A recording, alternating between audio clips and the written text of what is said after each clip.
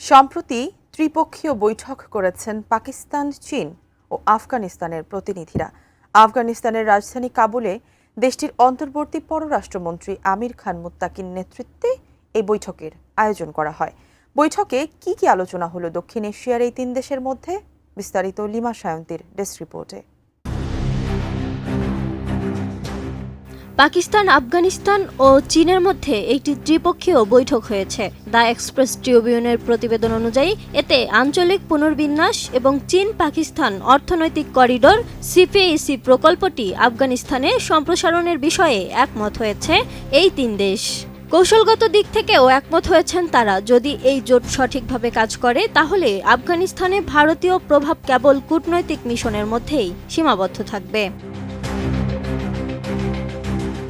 আফগানিস্তানের ভারপ্রাপ্ত পররাষ্ট্রমন্ত্রী আমির খান মুত্তাকি, চীনের বিশেষ দূত ইউ জিয়াওং এবং পাকিস্তানের বিশেষ প্রতিনিধির মধ্যে এক রুদ্ধদ্বার বৈঠকের পর এই সিদ্ধান্তগুলো নিশ্চিত করা হয়েছে। সূত্র থেকে জানা যায়, আফগান তালেবানরা 22 এপ্রিলের পেহেলগাম ঘটনার নিরপেক্ষ তদন্তের বিষয়ে ইসলামাবাদের অবস্থানকে নীরবে সমর্থন করেছে এবং ভারতীয় ক্লাব থেকে তাদের দূরত্ব বজায় রাখবে।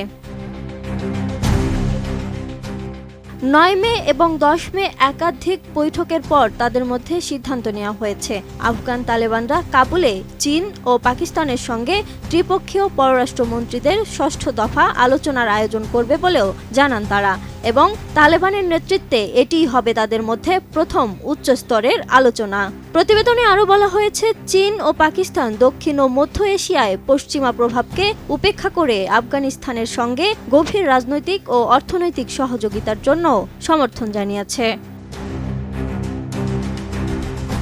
সূত্র জানিয়েছে, চীন আফগানিস্তানের ইসলামিক আমিরাতকে রাজনৈতিক ও অর্থনৈতিকভাবে সমর্থন করবে, যা সড়ক যোগাযোগের মাধ্যমে আঞ্চলিক দেশগুলোর সঙ্গেও সংযুক্ত থাকবে। চলমান ত্রিপক্ষীয় আলোচনার অংশ হিসেবে পাকিস্তানের বিশেষ দূত আফগান বাণিজ্য মন্ত্রী আজিজের সঙ্গে বৈঠকে চীনা বিশেষ প্রতিনিধির সাথে যোগ দেন।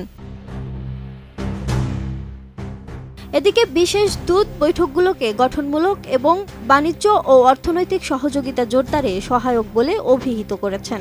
এই তিন পক্ষ 2023 সালের মে মাসে ইসলামাবাদে অনুষ্ঠিত ত্রিপক্ষীয় FM স্তরের সমঝোতা, বিশেষ করে আফগানিস্তানে সিপিএসি সম্প্রসারণের বিষয়ে সমঝোতা গড়ে তুলতে সম্মত হয়েছে।